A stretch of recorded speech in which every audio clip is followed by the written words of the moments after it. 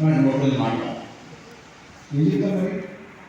మనం ఎక్కారు కదా, ఇక్కడ ఎక్కారు, అక్కడ ఎక్కారు, జాగ్రత్త. మహారాష్ట్ర పోతే మాత్రం ఓటు చూశారు. కర్ణాటక ఎక్కితే పర్వాలేదా? ఓటు ఎలక్షన్ బాగానే ఉందా?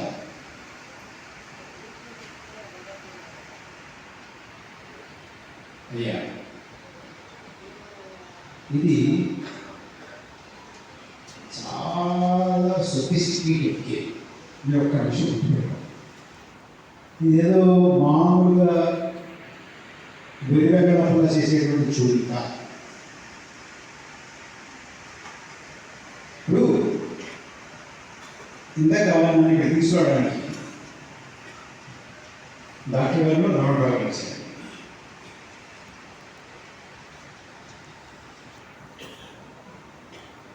నేను వచ్చేది మళ్ళీ వెళ్ళాను.